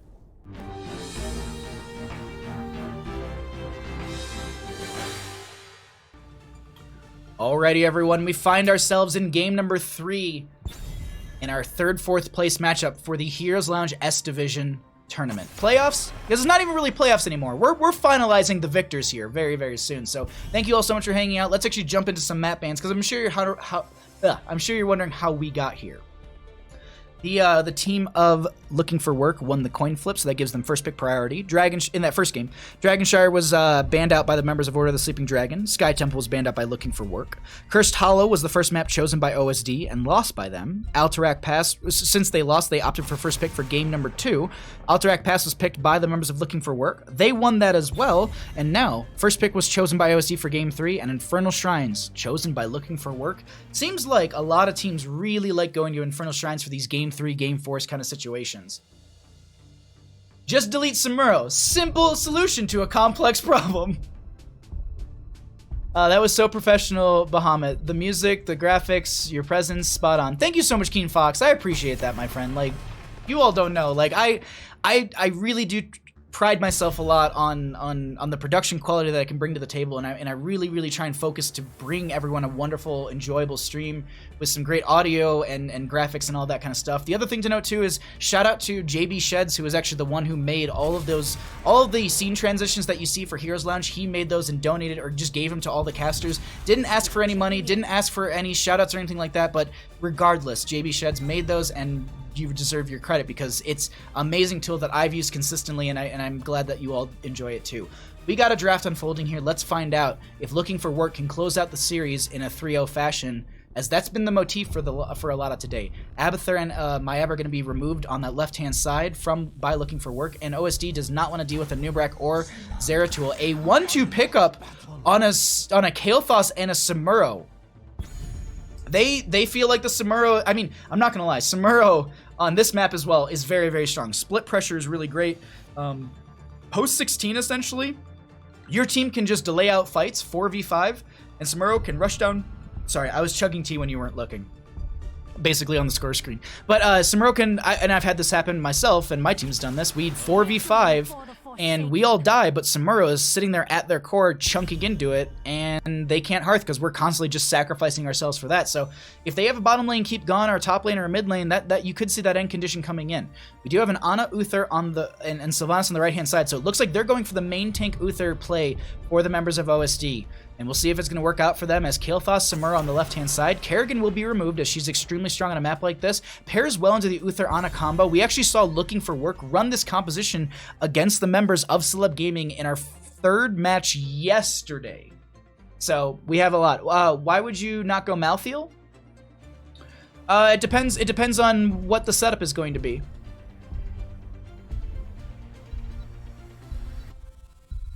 Because like Last Rites is extremely impactful. That's gonna be Johanna being banned out. She's strong with grouping minions in the rotations and works well with the Kael'thas as well.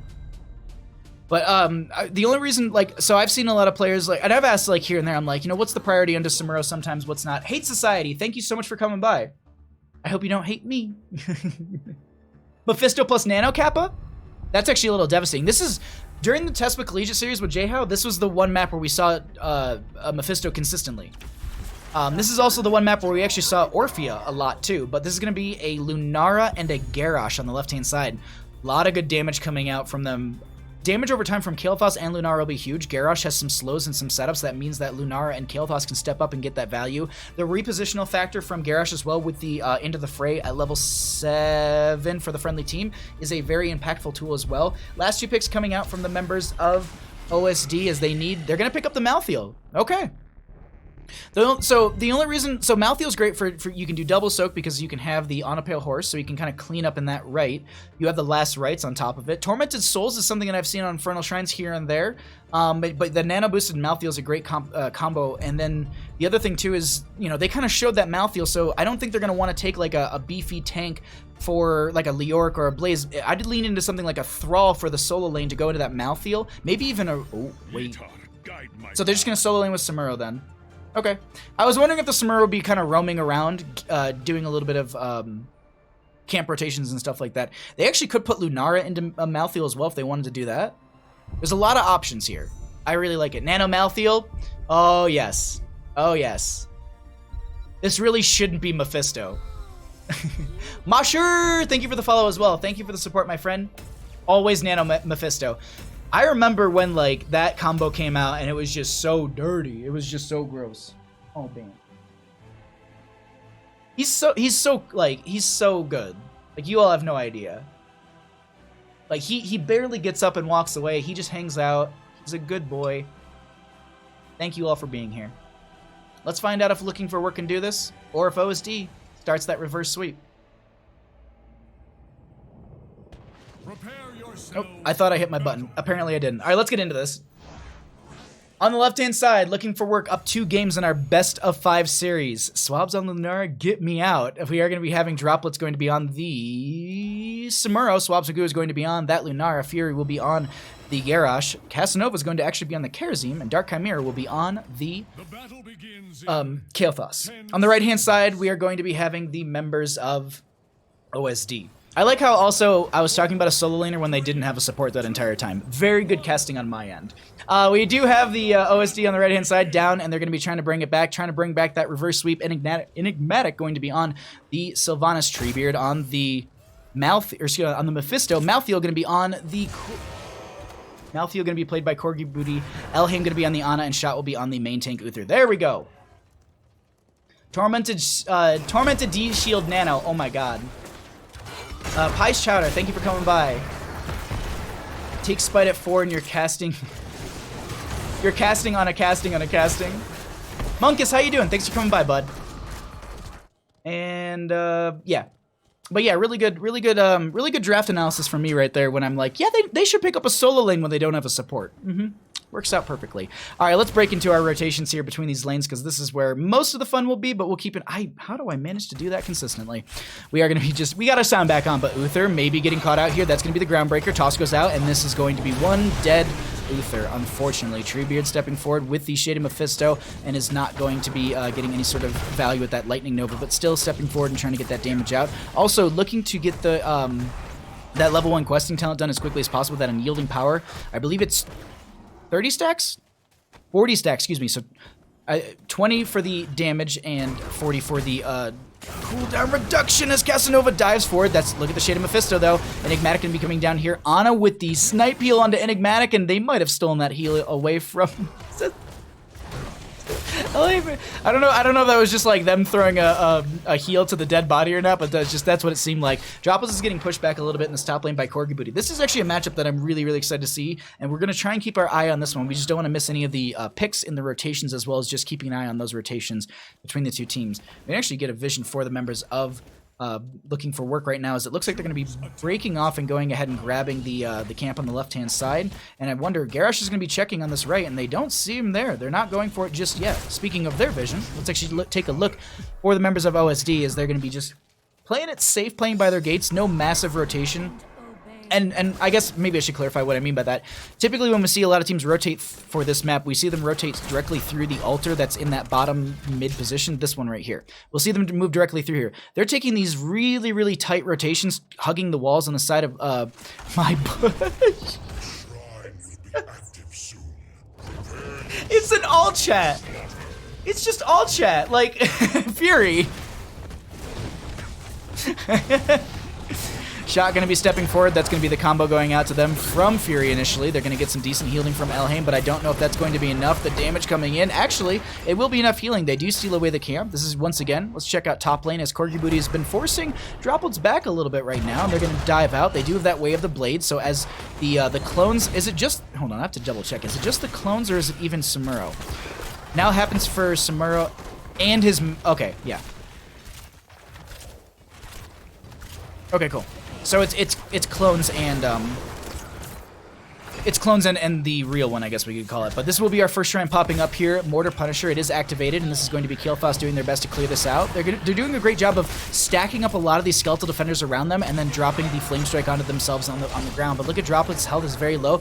Oh, Dark Hamir with the Gravity Lapse right there. The other thing to note too is we've got a few role swaps here. Like Dark Hamir typically is our healer, and we're having Casanova in that role right now, but that's going to be the toss going out onto Corgi Booty. Dark Hamir going to spread that Chain Bomber a little bit, or at least place that Chain Bomb out, trying to get some value with that. They do have the Wisp coming into this bush. They're going to start stepping forward once they get a little bit more vision with that. You can actually see that they'll have this bush revealed in just a second here, because they themselves will be sitting in said bush. Actually, oh, there we go. All right. This is Enigmatic is actually stepping up in the swabs review. They're a little bit low themselves, but there's still a fight breaking out above us. Like such a great back and forth between the two teams over the shrine. But so far, Looking for Work will be the one dominating the shrine overall and going to have the first Punisher going over in their favor. I think there might have been a toss potential there, but they might have been zoned or targeting a minion. Nice sleep dart from Elhaim to stop the aggression coming out from Fury, and now the Punisher going to be moving on through bottom lane.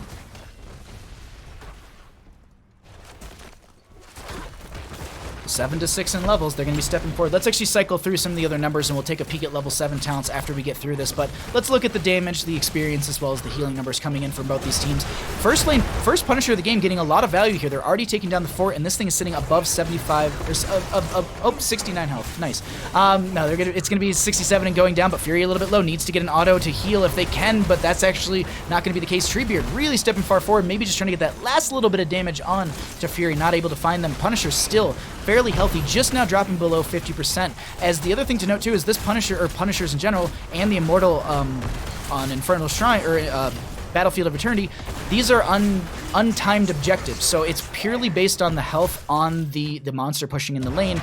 And with that, you know, they can continually push as long as they're not putting on the damage. Then yeah, they can absolutely take down a keep if they are able to step up that far, but they're not allowing it. They don't have 10s just yet, and so Droplets doesn't have to worry about the last rites, but look at how much damage is going out. That's going to be Droplets with a little too much damage over time, and they will be going down as well. Not able to get the healing from Casanova as they're down in the other lane, and Garrosh gets picked off as well as they were trying to save the Samuro. Huberman, thank you so much for the follow as we were in this game. I really appreciate that, my friend. Deicide, I think I have that right. Thank you for the follow as well. Thank you all so much for the support today. Seriously, I love you all so much.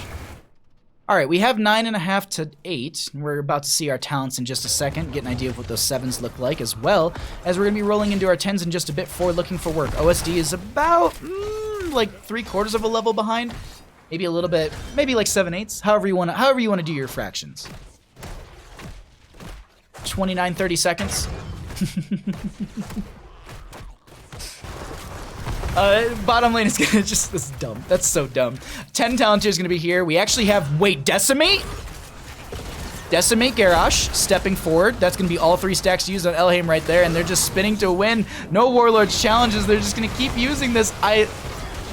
It's ridiculous. Sylvanas goes down. Fury's still living here. I think they're trying to get one. Oh my god, the slows. Let's read this together, everybody. Deal 77 damage to nearby enemies and slow them for 40% for 1.5 seconds. Deal 100% more damage to heroes, and each hero hit reduces the cooldown by 1 second. Stores up to 3 charges. My dudes! We have Divine Palm for the Kael'thas. We have that Pyro Bomb. Pyro Bomb. Pyro Blast, I always mess it up. I knew I had it backwards, but and we have Leaping Strikes for the Lunara. Friendly Toss to get them out of there, that into the fray, which I more or less like to call this out of the fray, because that is just gonna be saving them so much more right there, and they're gonna continue. Okay, we're good. So sorry, a little bit of a hiccup right there, but I think we're smooth after this. Dark Hamir gonna pop the shielding. That is a really good use of the Mana Addict at level 1. That's the reason why a lot of people are just like, take Mana Addict. You get minimal value from Convection. Because if they would have stepped forward and they would have got a little extra damage onto Dark Chimera, that would have definitely been them going down. So popping that is really, really useful. I believe it's a 60-second cooldown, correct? 45-second cooldown, so they're going to have that for this next objective. A little bit after the objective, but I think by the time we get into our next team fight, they'll definitely have that up and available. Corgi Booty sitting in this bush, Swabs and Goo, going to be the target for them. They didn't go into Last Rites. They went into Tormented Soul, so nobody needs to worry about getting shredded by that Last Rites. Taunt is 10 times better. Looking for work is having fun. I mean, yeah. But still, like, I've seen Garrosh, like, I should have known because I didn't even talk about body check. I know one other team that's actually run this. I lost 5 games to Garrosh and Quick Match, then I took Decimate and won 5 games with Garrosh and Quick Match. See? It's all about that Decimate.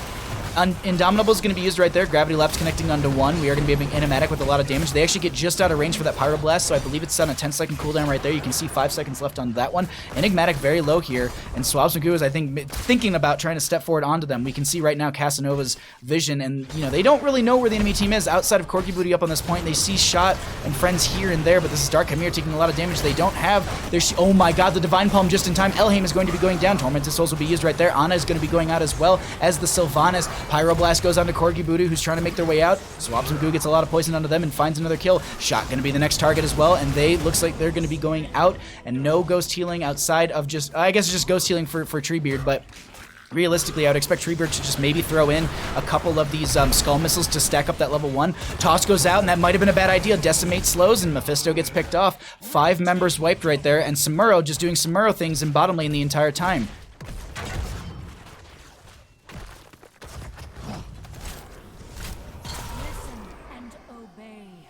Convection's not terrible. 26% bonus damage at 20 is not insignificant. Yeah, but Mana Addict, my dude. Like, I can see exactly why you would take Convection. I get it. It's just Mana Addict at it's just the barrier is so helpful. Shot apparently unsure of whether or not they want a Hearth, and now there's going to be Leaping Strikes coming out. Garrosh, Durance of Hate comes out, and I think there might have been a toss available. That's going to be the Indomitable use. Treebeard has to goes back to their main form because that was jerks. I mean, Shot, you were trying to Hearth while they were trying to take down your fort. Something got tossed in there, that's true. Oh, woof. 15 to 12 in levels. Now's the time when they got to take a fight before they hit that 16 talent tier and really start to push in. But looking for worker, looking for a keep. This is going to be Samuro, still doing Samuro things in mid lane. Look at all that damage coming out from Lunar, all that poison onto that right there. And look at all of this. D-shield onto the Mephisto, who used the Tormented Souls. They're getting some decent value right there. It ends, and now Swabs and Goo is going to be trying to turn around onto them. The Mephisto did finish out that Skull Missile at level 1. Fury just trying to slow them down a little bit here. Enigmatic going to get a couple autos out here and there. Dark Chimera just going to apply that Chain Bomb onto them. Just throwing some abilities on the ground, trying to slow them down. Banshees not going to be used forward, and they're going to be able to back right out of there. You okay, bud? Sorry, Banish just like standing halfway off his bed. What's up? Alrighty. Rotation coming in this bottom. Let's actually cycle through the numbers once again. Mana isn't a problem in the late game. You definitely give up early game pressure, though. Oh, look at this invade onto this camp right now. Do they even have an idea? I don't think so. They themselves, they're going to be sitting over here. I think they're prepping to maybe catch the enemy team in a rotation. Because right now we see, and the Wisp is coming through, so they'll know. There's the bush check with it. Shot walks off. They're going to send that further forward just to chase after and see if they can catch anyone. They don't catch anyone else, but still, we know that there's a couple. Well, actually, both teams know because they're going to be showing in lane. And so with that, they're like, cool. We can see a couple in mid, maybe. Let's go ahead and rotate into bottom lane. We have Kael'thas and Swabs and Goo are going to be down here. There's a couple members in the bush to catch any sort of rotation. Wisp is going to be there as well, providing that vision for the rotation. They open up bottom lane. The other reason to do this, and you can see it on the minimap, the next Punisher will be in bottom lane. If looking for work can pick up the next Punisher, or if they can find a few kills here, they might be able to try and end the game. OSD getting pressured in quite a bit right now. They're really starting to turtle back. Samuro actually chasing Corgi Booty in the top lane. And there's a Shaman Camp still very alive. Can they get one more auto? They managed to make it out just okay. See, the towers have true sight, so it's not like they could have gone into the Windwalk form and chase after them because the tower would have revealed them and I think actually targeted them. I don't know if it prioritizes them. That's going to be the Durance of Hate going out and not connecting either. And now they're trying to step forward and try and get some value here. That's going to be Fury. We're getting low here. That's going to be the Indomitable use. Pyroblast will be out onto Treebeard, who has the D-Shield thrown onto them. They eat it. They eat that right away, and that's going to be Fury with the stasis just in time from Casanova. Corgi Booty trying to shred through these players, and that's going to be Mephisto going down in the back line. We currently have Corgi Booty trying to get into Dark Chimera, and that's going to be them throwing out as much combo as possible, but they get their soul ripped. Sylvanas going down, Kael'thas going down. A 2-for-2 trade thus far. Samuro took down a top lane keep during all that, and now Shot and friends are just chasing into this. They're trying to get some momentum in their favor. Nice dashing cleanse right there coming out from Casanova to help out the friendly team. Meanwhile, Samuro is going to take a second keep while all this is happening, and they're just trying to delay them. This is exactly what I was talking about in the draft. Samuro is able to pretty much do whatever they want as long as you're delaying out the enemy team from stepping back. They'll drop a couple clones onto that. There's a camp or a wave pushing into the top lane. And they're just going to play around this area. They'll probably sit over in a bush and just wait for their opportunity to either dive onto a hero or just move their way onto the core. Once this objective pops and everyone's over there fighting over it, look to see that Samuro go for the core. Or actually, maybe they're going to back off and maybe just help out the friendly team.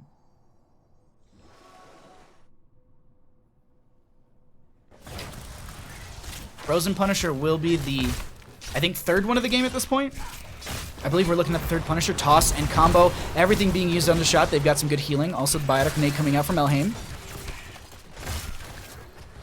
18-16, and this is just the Shrine starting to go over on either side. The longer they delay this, the better. Droplets is going to have the Divine Palm thrown onto them, but they actually don't go down. They didn't delay it out just right on either side. I think the Divine Palm came out and they were like, crap, we have to disengage. But still, 36 seconds on that Divine Palm. Fury stepping forward. A lot of damage going on into Swabzagu, who gets a Leaping Strike over. Can they get the healing out as well? But they're actually 30-some health. They're able to make it out alive. Shot going to be the target. Uther goes down. No redemption because no 20s just yet, but they do have a little bit of ghost healing for the friendly team. Droplets will go ahead and stand on this point for a couple seconds and get a few of these skeletal defenders. Uther does go down. They cycle out because they need to make sure that Swabzagu has some healing, and now they're going to be chasing into this. Can they go... Oh, Droplets is going to be able to swap to another clone. Durance of Hate goes out onto Kerosene. The Divine Palm isn't up for another 7 seconds, and this is going to be Dark Chimera being thrown out. Looks like they might be able to make it, but unfortunately that's not going to be the case. Meanwhile, catapults are starting to mount in top lane. That's going to be Mephisto able to get out of their Treebeard, trying to stay alive. That is going to be them going down. Corgi Booty trying to get the Hearth here. That's going to be the interrupt, and this is catapults on core starting to shred through there. They're trying to decide on what they want to do. It looks like Mephisto's trying to get the dismount, but look at Droplets coming around the corner. That's going to be the 10 armor reduction. They're going to wind walk forward, another 10 armor reduction, leaping strike, and that confirms the kill. Uther down over at the core is going to be defending this for now. Hooverman, thank you so much for the host. I appreciate you bringing everyone over here and making people aware of the event and the channel. Thank you.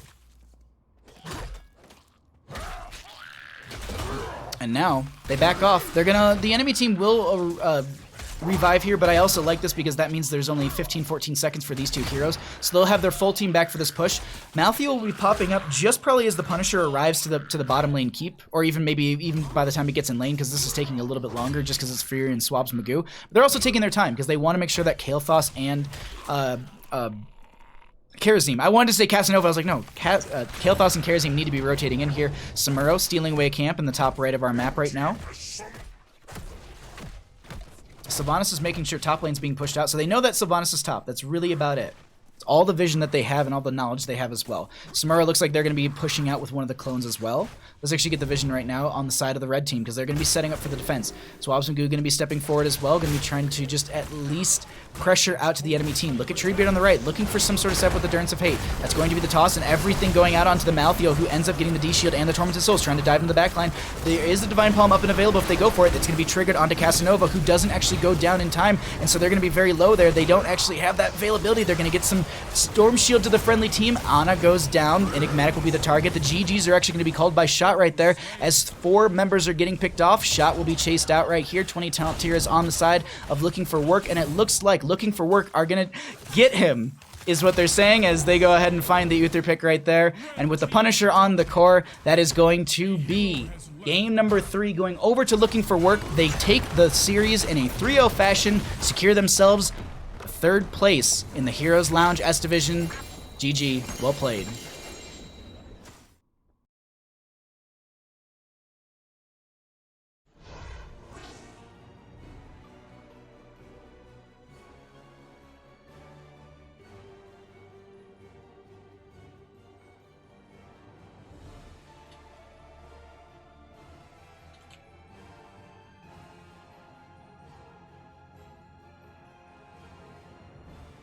All right, cool. I'm just finding out from our admin how long the delay is going to be between this and the grand finals. I just want to find out really quickly.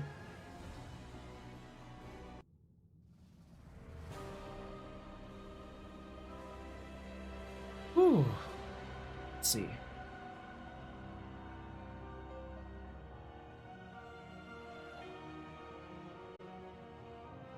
Sorry, I'm just checking stuff right now. Okay, they are setting up for the next game in another